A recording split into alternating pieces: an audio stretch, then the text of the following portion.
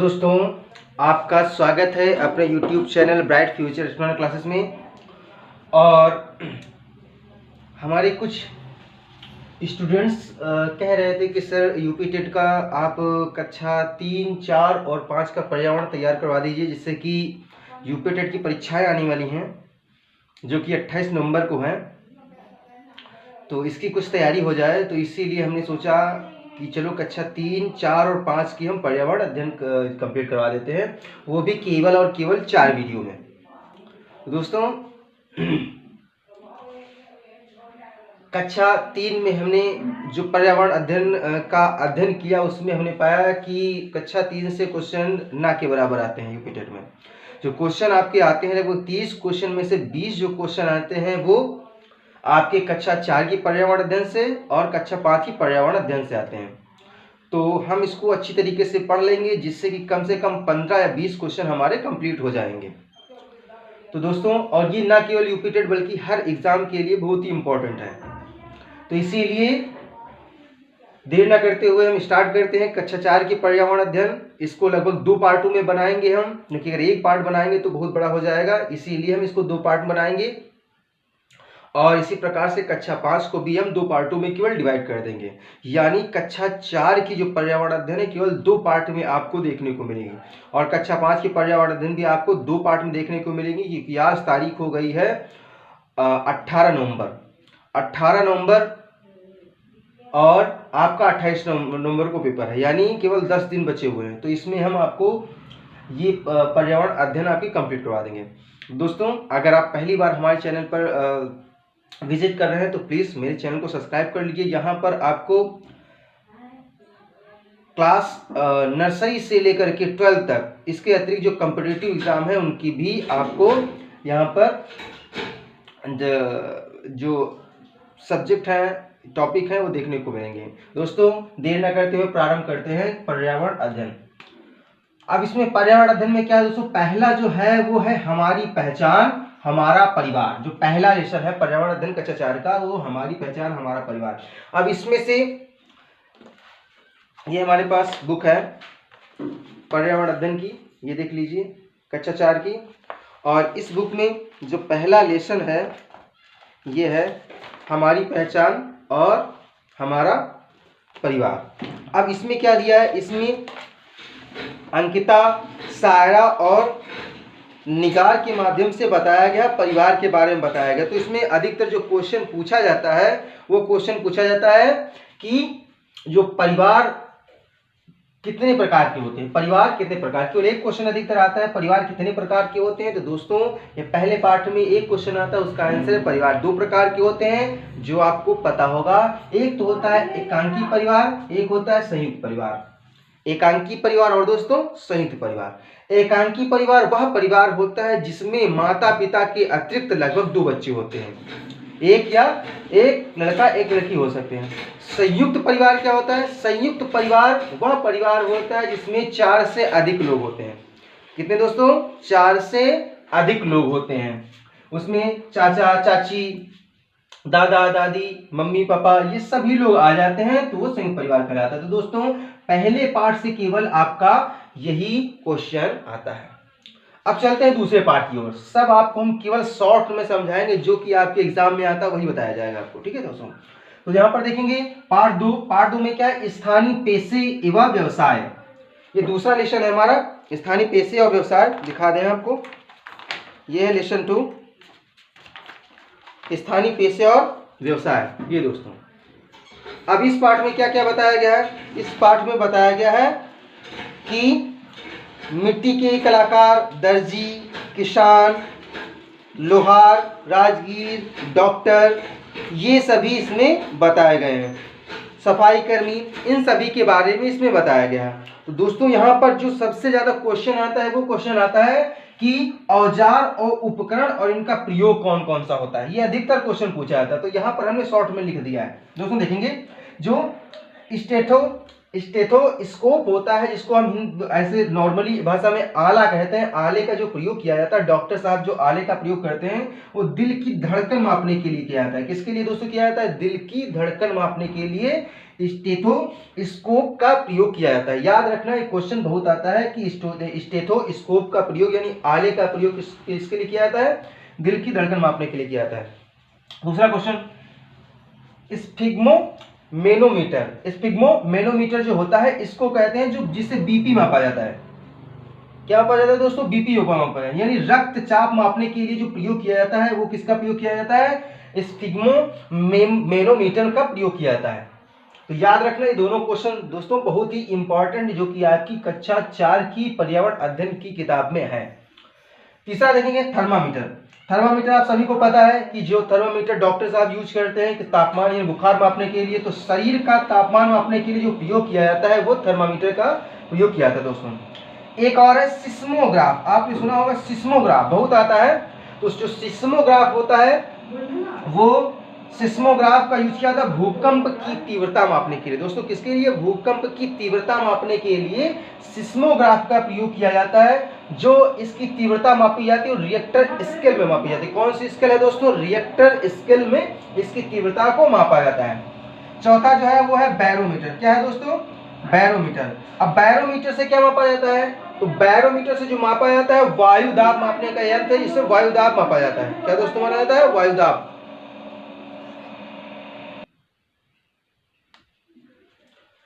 तो दोस्तों बात कर रहे थे हाइग्रोमीटर की।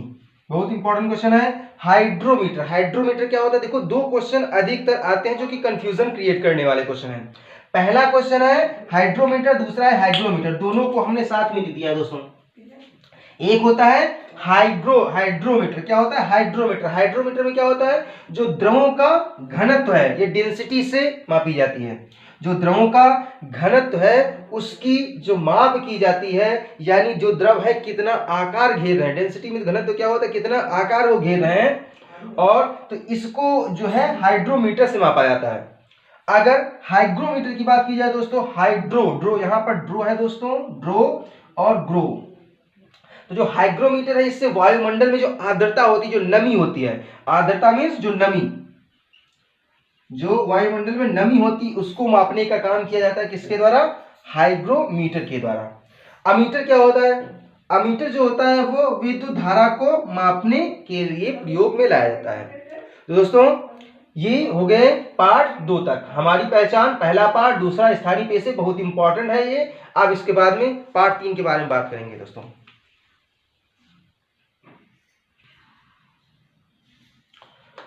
तो दोस्तों देखेंगे पार्ट 3।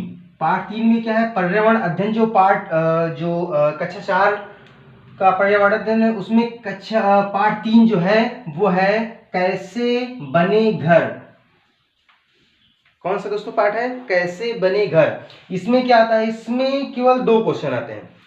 देखो बहुत ही शॉर्ट में हम आपको बता रहे हैं जिससे कि आपका टाइम भी ना वेस्ट हो और आपका कंप्लीट भी हो जाए। तो दोस्तों इसमें जो ये आता है पार्ट 3 में केवल 2 क्वेश्चन आते हैं। क्वेश्चन आता है कि 4R क्या है।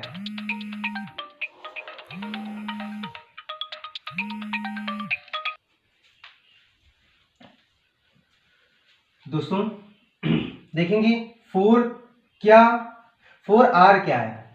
4R क्या है? इसमें जो क्वेश्चन है कैसे बने घर, तो इसमें 4R क्या है? इसमें क्या है? कचरे के बारे में बताया गया है। यानी कचरा जो होता है 2 प्रकार का होता है। एक सूखा कचरा, और देखा होगा कहीं कहीं पर जो है जो डिब्बे भी होते हैं, लगे होते हैं, आपके गांव में भी लगे होंगे। तो एक में आपको सूखा कचरा डालना है, एक में आपको जो ना सड़ने वाला कचरा होता है उसमें डालना है, एक सड़ने वाला कचरा उसमें डालना है, अलग अलग करना। तो इसी कचरे के बारे में यानी प्रबंधन, कचरा प्रबंधन के बारे में इसमें बताया गया है। यही क्वेश्चन पूछा जाता है। इसमें से एक क्वेश्चन आता है कि ये बताइए कि 4R क्या है। तो 4R जो है वो क्या है? रिड्यूस मीन्स होता है कम करना। क्या होता है दोस्तों? कम करना होता है।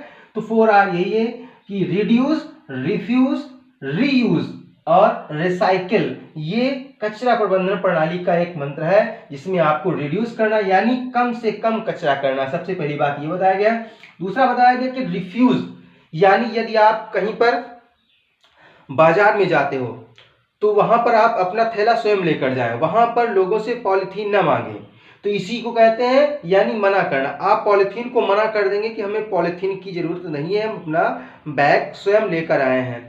तो इससे क्या होगा, पॉलिथीन का कम से कम यूज होगा, जिसके कारण जो पर्यावरण में जो प्रदूषण होता है, जो पॉलिथीन गलती नहीं है, तो ऐसे में क्या होगा, या फिर जो है पॉलिथीन में कचरा डाल दिया जाता है, गाय खा लेती हैं या जो कोई जानवर खा लेता है, तो उनके लिए प्रॉब्लम हो जाती है। तो इसीलिए हमें क्या करना, मना करना। इसीलिए इसको क्या कर, रिफ्यूज, मना कर देना। तीसरा क्या है, रीयूज, यानी पुनः प्रयोग करना। जो भी कचरा हम वेस्ट कचरा फेंक रहे हैं उसको हम रीयूज करें। फिर पुनः चक्रित कर देना, रिसाइकिल कर देना। तो ये 4 जो R है वो क्या है, वो कचरा प्रबंधन का एक मंत्र है, जिसमें क्या किया जाता है, ये 4 चीजें शामिल की जाती हैं। फिर दूसरा क्वेश्चन आता है, इग्लू क्या है। काफी लोगों को इग्लू के बारे में पता होगा, जिनको नहीं पता है वो जान लें। जो इग्लू होता है वो बर्फ से बने घर होते हैं, जो कहाँ पर होते हैं, टुंडा प्रदेश में पाए जाते हैं। जो टुंडा प्रदेश में घर पाए जाते हैं वो इग्लू बर्फ के बने होते हैं, इन्हीं को हम इग्लू कहते हैं। ये क्वेश्चन आता है कि इग्लू के जो घर होते हैं कैसे होते हैं और ये कहाँ पाए जाते हैं। फिर हमारा आता है पार्ट 4 दोस्तों। पार्ट 3 में बस इतना ही आएगा। पार्ट 4 में हमारा भोजन, इसमें से एक क्वेश्चन तो आता ही आता है। किस प्रकार का क्वेश्चन आता है वो हम आपको बताएंगे, तो बहुत इंपॉर्टेंट, इसको ध्यान समझिए। देखो पहला क्वेश्चन है कि कार्बोहाइड्रेट क्वेश्चन आता है, सबसे ज्यादा कार्बोहाइड्रेट किसमें पाई जाती है। या कोई चीज आपको दे देंगे, चुकंदर दे दिया, केला दे दिया, आलू, चावल, मक्का, इनमें क्या पाया जाता है, तो आपको बताना है कार्बोहाइड्रेट। दूसरा क्वेश्चन आता है, दूसरा क्वेश्चन ये आता है, ये बताइए जो कार्बोहाइड्रेट क्या होता है। तो कार्बोहाइड्रेट आपको पता है, कार्बोहाइड्रेट से ग्लूकोज बनता है, और ग्लूकोज क्या करता है, हमें तुरंत ऊर्जा प्रदान करता है। तो ऊर्जा प्रदान करने का जो काम करता है वो ग्लूकोज करता है, यानी कार्बोहाइड्रेट करता है। तो दोस्तों कार्बो जो हाइड्रेट होता है वो चुकंदर, केला, आलू, चावल, मक्का, इनमें पाया जाता है। अगर वसा की बात की जाए, ये दोनों क्या है, ये दोनों है ऊर्जा देने वाले पदार्थ। शुद्ध घी यानी जो चिकनी चीजें होती हैं, जो तैली चीजें होती हैं, उनमें पाया जाता है, जिनमें चिकनाई होती है। शुद्ध घी, वनस्पति तेल, मक्खन, नारियल, तो ये जो होते हैं इनमें क्या पाया जाता है, वसा पाई जाती है। तो ये जो दोनों है कार्बोहाइड्रेट, वसा, वो ऊर्जा देने वाले पदार्थ है। क्वेश्चन इस प्रकार से आएगा कि निम्नलिखित में से कौन ऊर्जा देने वाला पदार्थ है, निम्नलिखित में से कौन ऊर्जा देने वाला पदार्थ है। इसमें कार्बोहाइड्रेट लिख देंगे, प्रोटीन लिख देंगे, विटामिन या खनिज लवण लिख देंगे। अब आपको बताना होगा कि कौन ऊर्जा देने वाला है, तो आपको याद रखना है, क्या याद रखना है, कार्बोहाइड्रेट और वसा, सिंपल। दूसरा क्वेश्चन इसी में, प्रोटीन, प्रोटीन कहां से हमें प्राप्त होती है, सबसे ज्यादा प्रोटीन हमें सोयाबीन, चिकन, दूध, अंडा, दालें, हरी सब्जियां, मछली, यहां से जो प्रोटीन मिलती है हमें। और इसीलिए देखते हैं कि प्रोटीन किस लिए, कभी कभी देखा जाए प्रोटीन के अधिकतर पाउडर आते हैं, डिब्बे आते हैं, लोग उनको अधिक से अधिक सेवन करते हैं और मोटे तगड़े हो जाते हैं, है ना दोस्तों। तो ये इसमें क्या है, ये किस लिए क्या जाता है, ये खाया जाता है, जो प्रोटीन होता है वो शरीर की वृद्धि के लिए, शरीर के विकास के लिए जो यूज किया जाता है वो प्रोटीन का यूज किया जाता है। प्रोटीन पाउडर आते हैं, बहुत से जो है प्रोटीन पाउडर आते हैं मार्केट में। तो ये दोस्तों आपको याद रखना है। क्वेश्चन किस प्रकार से आएगा, क्वेश्चन ये प्रकार आएगा कि सबसे ज्यादा प्रोटीन किसमें पाई जाती है, सबसे ज्यादा प्रोटीन किसमें पाई जाती है, ठीक है दोस्तों। तो ये सोयाबीन में। अब पूछा जाएगा ये कि प्रोटीन के अधिक सेवन या प्रोटीन के सेवन से हमें क्या फायदा मिलता है, तो क्या मिलता है, शरीर के वृद्धि के लिए, शरीर में विकास होता है, तेजी से विकास होता है, शरीर की वृद्धि के लिए आवश्यक है प्रोटीन। तीसरा देखेंगे विटामिन एवं खनिज लवण, इसका काम क्या होता है, कहां से मिलता है, दूध, मक्खन, हरी सब्जियां, दालें, आटा, पनीर, मछली, अंडा, इनसे मिलता है। लेकिन क्वेश्चन वहां पर ये आता है कि ये बताइए कि शरीर की जो रोगों से लड़ने की क्षमता, ये बहुत इंपॉर्टेंट है, क्योंकि अभी कोरोना काल में लोगों को जो इम्यूनिटी पावर डाउन हो जाता था, जिससे कि लोगों को काफी समस्याओं का सामना करना पड़ता था। तो ये अधिकतर क्वेश्चन इस बार बनने के चांस है कि ये बताइए, इन तीनों को ऑप्शन में रख देंगे, कहेंगे इसमें से कौन सा प्रतिरोधक क्षमता यानी शरीर से रोगों की जो शरीर की रक्षा करने के लिए सबसे जो है उत्तम विटामिन वो कौन सा है। तो इसमें क्या बताओगे, विटामिन और खनिज लवण। ठीक है दोस्तों, तो ये क्या होगा, ये इंपॉर्टेंट है। यहाँ पर ऊर्जा देने वाला कौन कौन है, कार्बोहाइड्रेट, वसा, शरीर की वृद्धि करने में प्रोटीन का योगदान होता है, और प्रतिरोधक क्षमता यानी रोगों से अपने शरीर की बचाव और रक्षा करने के लिए किसका यूज किया जाता है, विटामिन और खनिज लवण का। तो ये हो गए पार्ट 4 तक दोस्तों। अब बात करेंगे हम पार्ट 5 की।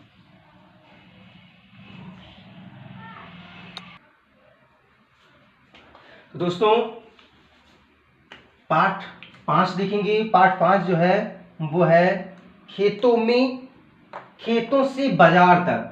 जो पार्ट 5 है वो है खेतों से बाजार तक। अब इसमें क्या दिया गया है, खेतों से बाजार तक। ये दोस्तों देखेंगे खेतों से बाजार तक। अब इसमें क्या दिया है, इसमें दिया है कि खेतों में क्या क्या कार्य होते हैं।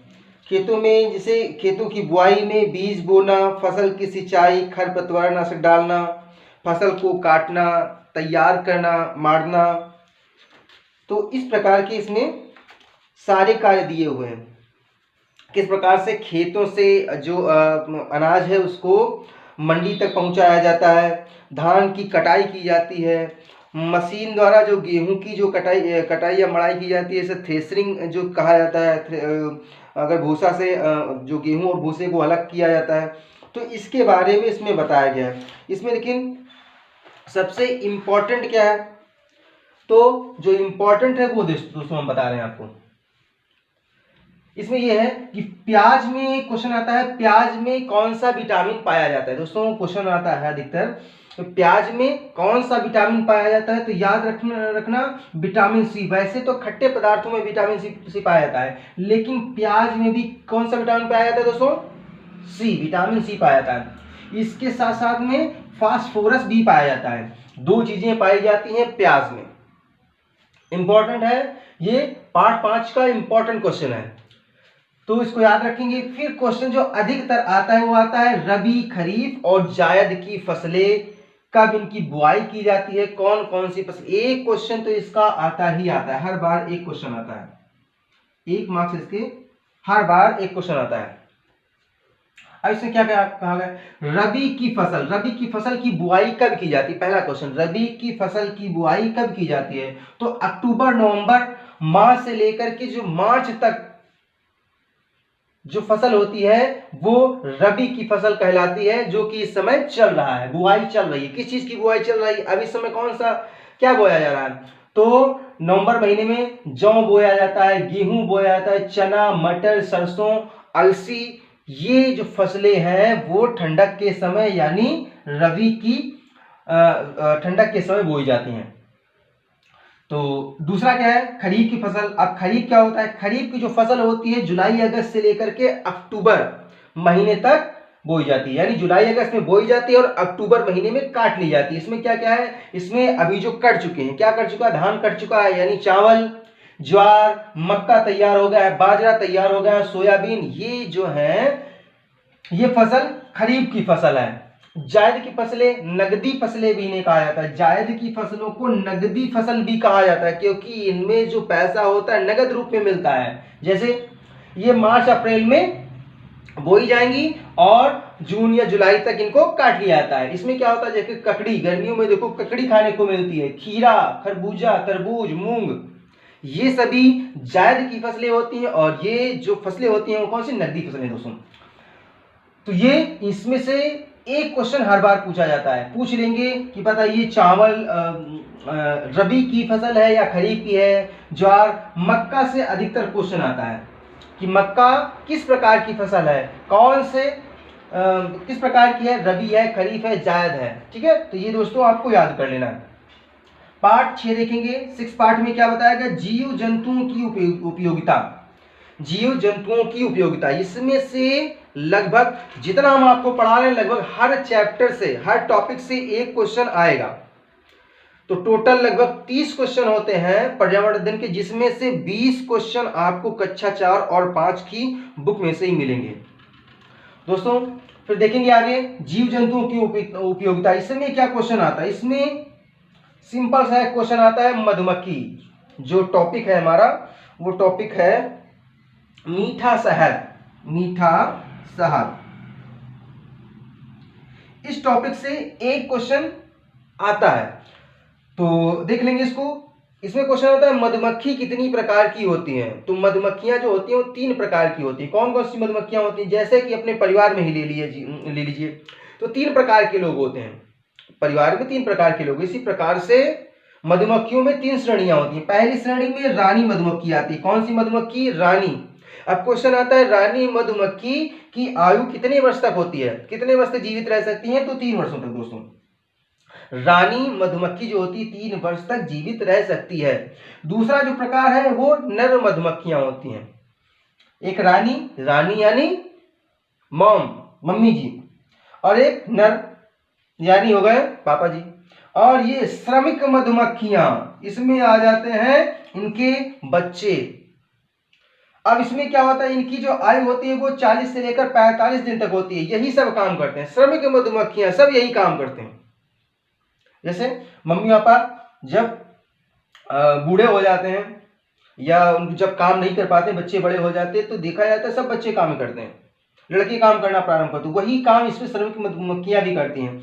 मोम का निर्माण करना, फूलों की खोज करना, फूलों से रस निकालना, रस से शहद बनाना।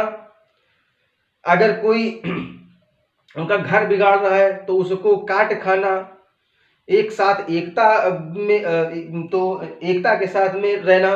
तो ये सभी चीजें श्रमिक मधुमक्खियों के द्वारा किया जाता है। दोस्तों ये हो गया मीठा शहद। मधुमक्खियां 3 प्रकार की हुई, रानी मधुमक्खी, नर मधुमक्खी, श्रमिक मधुमक्खी। इनका दिन हमने बता दिया 3 वर्ष तक, और ये 40 से लेकर 45 दिन यानी 1.5 महीने तक लगभग। अब दोस्तों देखेंगे इसी में पार्ट 6 में, और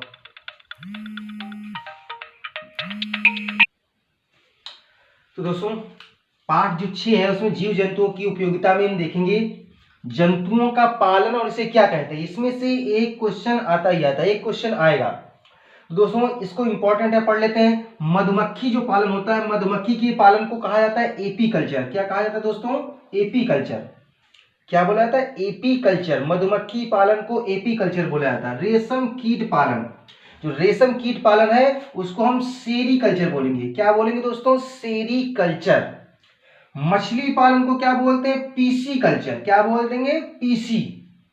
पीसी कल्चर किसे बोलेंगे, मछली पालन को।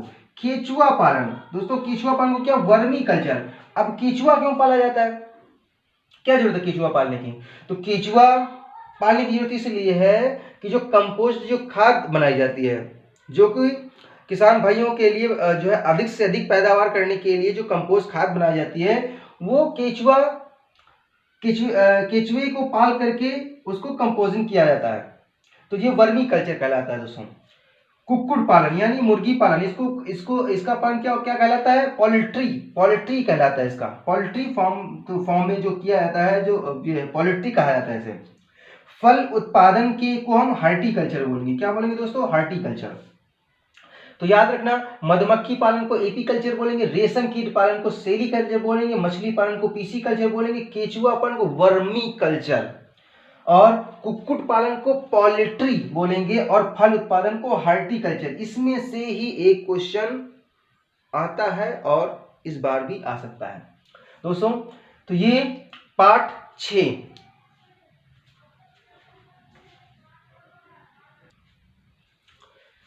तो दोस्तों पार्ट 6 में एक इंपॉर्टेंट चीज है कि इसमें क्रांति, प्रतिपादक और इसके संबंधित तथ्य, इसमें से एक जो क्वेश्चन आपका आता है तो उसको हम देख लेते हैं। पहला क्वेश्चन है, नीली क्रांति जो है उसको, नीली क्रांति के जनक कौन है, तो जनक है डॉक्टर अरुण कुमार जी। कौन है, डॉक्टर अरुण कुमार जी। किस लिए जो नीली क्रांति प्रारंभ हुई है, किस लिए प्रारंभ हुई, वो मछली उत्पादन को बढ़ावा देने के लिए प्रारंभ हुई। क्योंकि अब याद कैसे रखेंगे, तो याद रखेंगे दोस्तों, जो पानी का कलर होता है, जो पानी अगर देखते हैं तो वो हल्का नीले कलर का होता है अधिकतर। तो जब इसीलिए इसमें क्या है कि मछली पानी में रहती है, तो इसीलिए इसको याद रखना, नीली क्रांति। नीली क्रांति मछली उत्पादन के लिए। भूरी क्रांति दोस्तों, भूरी क्रांति की जो प्रतिपादक हैं वो चौधरी हीरालाल जी हैं। और भूरी क्रांति किसके लिए, चमड़े के उत्पादन के लिए बढ़ावा देने के लिए जो है क्रांति ये लाई गई। गुलाबी क्रांति किससे रिलेटेड है? तो ये दुर्गेश पटेल जी के द्वारा इसके प्रतिपादक हैं और प्याज और झींगा उत्पादन के लिए गुलाबी क्रांति को बढ़ावा दिया गया।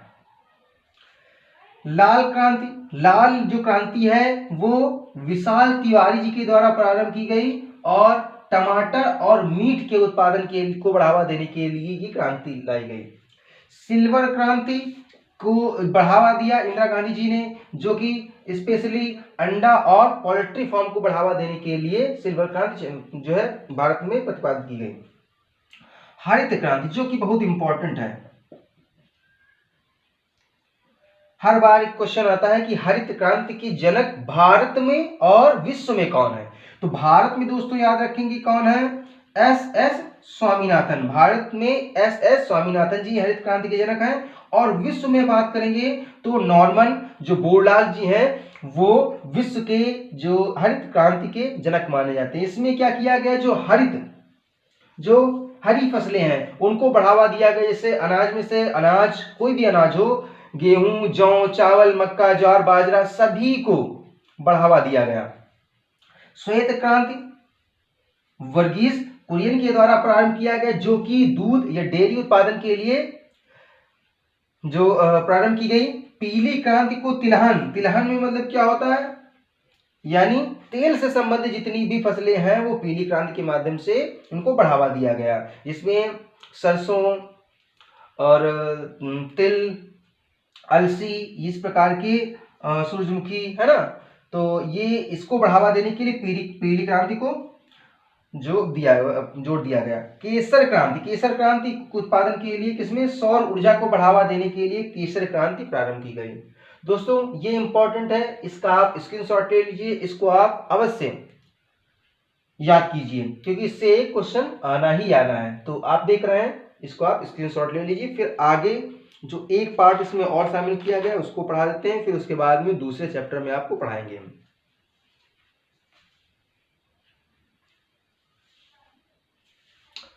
दोस्तों पर्यावरण अध्ययन कक्षा 4 में पार्ट जो 7 है, पार्ट 7 में जंतुओं में अनुकूलन की प्रक्रिया को समझाया गया। क्या समझाया गया दोस्तों?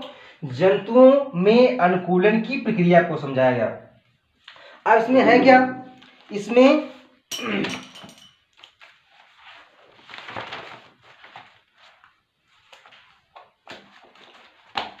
कुछ चीजें बताई गई हैं।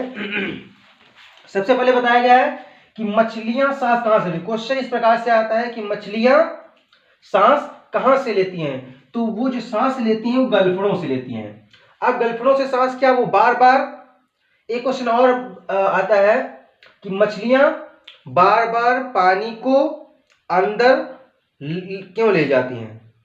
तो इसमें जो मछलियां होती हैं वो पानी को बार बार अंदर ले जाती हैं और गलफड़ों से उस पानी को निकाल देती हैं, क्योंकि पानी में जो ऑक्सीजन घुली रहती है उस ऑक्सीजन को अवशोषित कर लेती हैं और बचे हुए पानी को गलफड़ों से निकाल देती हैं। तो वो श्वसन की जो प्रक्रिया करती हैं मछलियां, वो गलफड़ों से करती हैं, गिल्फ से करती हैं। पानी को बार बार अंदर ले जाती हैं और उसमें जो ऑक्सीजन रहती है उसको वो ग्रहण करती हैं, अवशोषित कर लेती हैं और पानी को बाहर निकाल देती हैं। दूसरा क्वेश्चन आता है कि कौन से जानवर को रेगिस्तान का जहाज कहा जाता है? बिल्कुल इजी, ऊंट को। ऊंट को क्यों कहा जाता है? क्योंकि ऊंट के पैर होते हैं, कैसे होते हैं, गद्दीदार होते हैं। जब गद्दीदार पैर होते हैं तो वो जो रेत होती है उसमें नीचे नहीं बैठते हैं, जिसके कारण वो तेजी से भागते हैं। इसीलिए जो ऊंट को है वो रेगिस्तान का जहाज बोला जाता है। तो ये भी क्वेश्चन आता है। कौन से जीव को धारा रेखित कहा जाता है? बहुत ही इंपॉर्टेंट है दोस्तों कि कौन सी, ये कक्षा 4 की पार्ट 7 का जंतुओं में अनुकूलन के क्वेश्चन है। इसमें क्वेश्चन है किस जीव को धारा रेखित कहा जाता है? तो धारा रेखित दोस्तों मछलियों को कहा जाता है। क्यों कहा जाता है? क्योंकि इनकी जो आकार बनावट होती है वो नाव के समान होती है, तो इसीलिए वो तेजी से पैर में, यानी एक रेखा में तेजी से पानी में तैर सकती हैं। इसीलिए इसे हम, मछलियों को हम धारा रेखित कहते हैं। क्या कहते हैं दोस्तों? धारा रेखित। तो ये इंपॉर्टेंट क्वेश्चन है, धारा रेखित किसे कहा जाता है। अब कभी कभी आपने देखा होगा कि जो कुछ कीड़े मकोड़े हैं, सांप हो गए, छिपकली, मेढक, ये सब ईंटों के नीचे दबे रहते हैं, या फिर ईंटों के नीचे दबे रहते हैं, या कहीं पर कुछ घास फूस है उसके नीचे दबे रहते हैं। इसका क्या कारण है? तो इसका कारण ये है कि जो इनकी त्वचा होती है वो मोटी होती है, त्वचा इनकी मोटी होती है, जो कि पानी को बचाने का काम करती है, अवशोषित करने का काम करती है। तो इसीलिए वो क्या करते हैं, जो सांप, छिपकली, मेढक, चूहे, ये ईंट व छोटे छिद्र में छिपे रहते हैं, क्योंकि इनकी त्वचा मोटी होती है, और इसके कारण ये क्या करते हैं, अपनी त्वचा से जो पानी की अधिक से अधिक पूर्ति करते रहते हैं। क्योंकि त्वचा मोटी होती है, ये छिपे रहते हैं, तो इनमें ये कम पी पानी होता है, फिर भी काफी दिनों तक ये अपना काम चलाते हैं।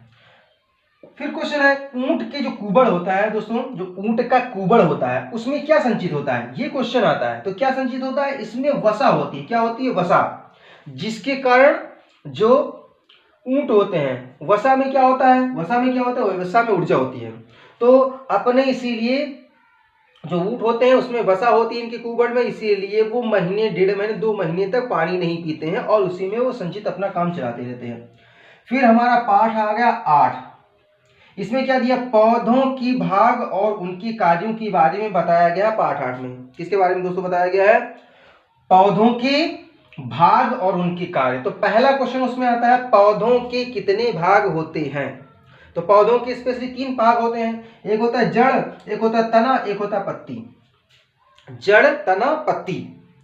अब जड़ क्या होता है, जो भूमि के नीचे जो छोटे छोटे मूल रोम पाए जाते हैं, एक मूल जड़ होती है, छोटे छोटे रोम पाए जाते हैं, उसको हम जड़ कहते हैं। तना क्या होता है, तना जो उस जड़ से ऊपर का पार्ट होता है, जिसमें अनेक प्रकार की नलिकाएं होती हैं, जिसमें इसको हम तना कहते हैं, जिसकी सहायता से पूरे पेड़ में, पूरी यानी पत्तियों तक जाइलम के माध्यम से पानी की पूर्ति की जाती है। ये जो छोटी छोटी नलिकाएं होती है, जैसे हमारे शरीर में छोटी छोटी नसें होती हैं, और इसमें इन नसों से, नसें भी कौन सी होती हैं, धमनी और शिराएं। तो इन धमनी और शिराओं से क्या किया जाता है, यानी शुद्ध रक्त को पूरे शरीर में पहुंचाया जाता है, अशुद्ध रक्त को लेकर आया जाता है। डी जो ऑक्सीजनेटेड ब्लड है उसको पूरे शरीर में पहुंचाते हैं, और कार्बन डाइऑक्साइड जो युक्त जो ब्लड होता है उसको लेकर आया जाता है हार्ट तक, फिर उसको प्योर किया जाता है। तो इसी प्रकार से जो पौधे होते हैं, पौधों में भी जो तना वाला भाग होता है, इसमें छोटी छोटी नसें होती, नलिकाएं होती हैं, इनसे जाइलम के द्वारा, याद रखेंगे दोस्तों ये बहुत इंपॉर्टेंट है, जाइलम। जाइलम, जाइलम क्या है, इससे पौधों में पानी की पूर्ति होती है, जड़ों से, मूल जड़ों से पानी लेकर जाते हैं, और पूरे पौधों में ये पानी पहुंचाने का काम जाइलम के द्वारा किया जाता है। और एक इसमें होता है फ्लोएम। क्या होता है दोस्तों, फ्लोएम। फ्लोएम का क्या काम क्या होता है, ये मिट्टी से, मिट्टी में जो पोषक तत्व पाए जाते हैं, जैसे आप यूरिया डालते हो, डीएपी डालते हो, या जो कंपोस्ट खाद डालते हो, गोबर खाद डालते हो, तो उसमें जो पोषक तत्व मिलते हैं, इन पोषक तत्वों को पूरे पौधों में पहुंचाना, पूरे पेड़ भाग में पहुंचाने का काम फ्लोएम के द्वारा किया जाता है। फ्लोएम, तो याद रखना दोस्तों, जाइलम, जा से जाइलम, जा से जल, फ्लोएम, फ्लोएम के द्वारा जो पोषक तत्वों की पूर्ति की जाती है। और इसमें 3 पार्ट हो गए, जड़, तना और पत्ती। अब पत्ती का काम क्या होता है, तो पत्तियों का काम यहां पर हम लिख रहे हैं। पत्तियों का कार्य होता है, 3 प्रकार के कार्य होते हैं पत्तियों के। पहला होता है प्रकाश संश्लेषण, फोटोसिंथेसिस। फिर क्या होता है, वाष्पोत्सर्जन होता है। फिर श्वसन प्रक्रिया होती है। ये किसमें होती है, पत्तियों में। अब सबसे पहले हम इसे समझ लेंगे, प्रकाश संश्लेषण क्या होता है, इसको ध्यान समझें दोस्तों। प्रकाश संश्लेषण वह प्रक्रिया है जिसके माध्यम से जो पेड़ पौधे होते हैं अपनी पत्तियों में वो भोजन बनाते हैं। अब भोजन बनाने के लिए इनको सूर्य का प्रकाश, कार्बन डाइऑक्साइड तथा जल की आवश्यकता होती है। इनकी उपस्थिति में ये अपना भोजन बनाते हैं। कहां बनाते हैं, पत्तियों में। पत्तियों में क्या, पत्तियों में छोटे छोटे रंध्र होते हैं, छोटे छोटे छिद्र होते हैं। इन छिद्रों में ही ये अपना भोजन बनाते हैं। और उसमें जो वेस्ट जल होता है, वेस्ट जल होता है उन छिद्रों के माध्यम से वाष्प उत्सर्जन के माध्यम से वो निकल जाता, बाहर रिड्यूस हो जाता है। फिर उसके बाद में इन छिद्रों से ही, इन पत्तियों में ही जो पेड़ पौधे होते हैं वो अपनी श्वसन प्रक्रिया करते हैं, जिसमें कार्बन डाइऑक्साइड को वो ग्रहण करते हैं तथा ऑक्सीजन को रिलीज करते हैं, यानी ऑक्सीजन हमें प्रदान करते हैं। तो दोस्तों ये पौधों के भाग, उनके कार्य हो गए। इसमें बस इतना ही आना है। पहला क्वेश्चन क्या आएगा, किस प्रकार से क्वेश्चन आता है ये सुन लीजिए। क्वेश्चन आता है पौधों के कितनी भाग होते हैं, तो पौधों के 3 भाग हैं। वहां पर ऑप्शन दिया होगा 3, 4, 5। तो पौधों के 3 भाग होते हैं, जड़, तना, पत्ती। अब जड़ के बारे में पहले सुन लो। जड़ क्या होता है? जड़ जो जमीन के नीचे मूल रोम होती है तथा उसमें छोटे छोटे जो रोम होते हैं, इनसे जड़ों का निर्माण होता है। तना क्या होता है? जमीन से जो ऊपर भाग होता है, डंठल वाला भाग होता है, जिसमें छोटी छोटी नलिकाएं होती हैं, छोटी छोटी नसें होती हैं, नसें नलिकाएं समझिए। तो उन नलिकाओं से क्या होता है, जाइलम के द्वारा जल की, पूरे पेड़ पौधों में जल की आपूर्ति की जाती है, पानी की आपूर्ति की जाती है, फ्लोएम के द्वारा पोषक तत्वों की पूर्ति की जाती है। ये इंपॉर्टेंट है, जाइलम और फ्लोएम।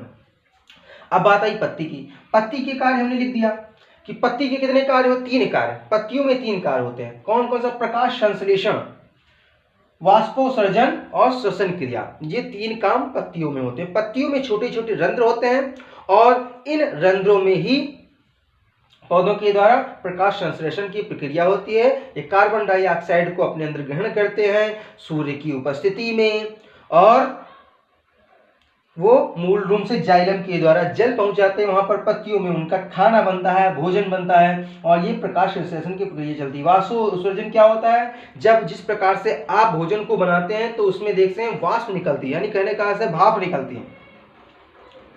जब आप खाना बनाते हैं तो वहां पर भाप निकलती है। उसी प्रकार से जब पेड़ पौधों के द्वारा पत्तियों के रंध्रों में जब भोजन पकाया जाता है तो उसमें भी जो वेस्ट जो पानी होता है वो वाष्प उत्सर्जन के माध्यम से निकल जाता है। जिस प्रकार से हमारे घरों में जो आप कुकर में या किसी चीज में जब रखेंगे, जब उसको वो पकेगा ना, तो उसमें क्या होता है, जो भाप के माध्यम से वो जो वाष्प निकलती है, उसी प्रकार से पेड़ पौधे भी जब अपना भोजन बनाते हैं तो उसमें जो भाप होती है वो निकल जाती है। उसे हम क्या कहते हैं? वाष्पोत्सर्जन कहते हैं।